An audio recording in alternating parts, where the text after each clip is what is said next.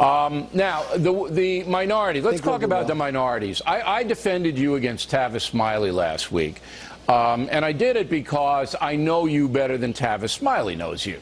I don't even know if you know him. He doesn't know me at all. All right, okay. But Smiley I never met him. Smiley brought in the fact that you were this racial arsonist. That's what he used. And I said, hey, look, I've known the guy for 30 years, and I've never seen any of that, and you got to give me an example. And he really couldn't. But that's the perception in the African-American precincts, that you're a racial guy, you don't like them. Is there a strategy that you have or your staff has to negate that? Well, I don't think it is the perception, actually, Bill. I have tremendous numbers of African-Americans that work for me. I'm going to bring jobs back to the country. I don't think it's the perception at all. I just don't. I think we're going to do fantastic with African-Americans what's your message to with them, Hispanics.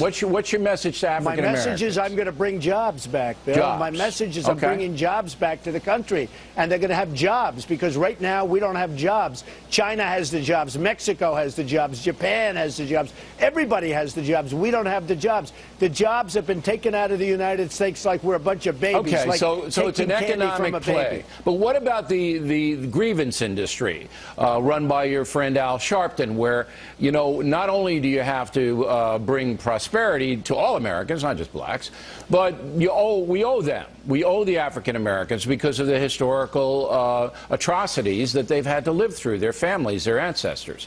Well, how are you going to deal with that?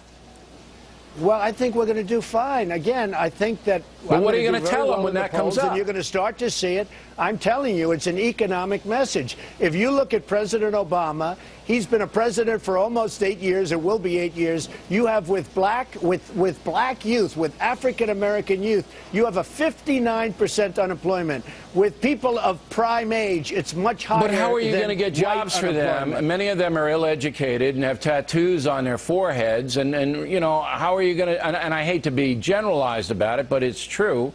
If you look at all the educational statistics, how are you going to give jobs to people who aren't qualified for jobs?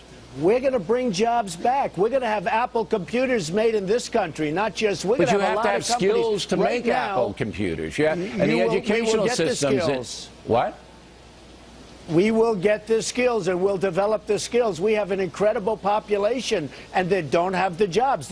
Our good jobs are going to China. They're going to Mexico every day. But it's more challenging. Well, wait a minute. Carrier and Nabisco and Ford and every company you can name, they're building in Mexico. They're not here because we have politicians that don't know what they're doing. But it's more challenging in the African-American industry. Look, when we drive up to Yankee Stadium, we go through Harlem, all right? It's more challenging for a poor child in Harlem without parental guidance in a school that's fallen apart than it is for some white kid out in Garden City, all right? And you say you can bring jobs back, but how, you know, if the kid isn't qualified to do the job and can't do the work, I mean, you got to get into the infrastructure of the African-American community. You have any plan to do that? Well, it is true, and it's about education, but it's also about spirit.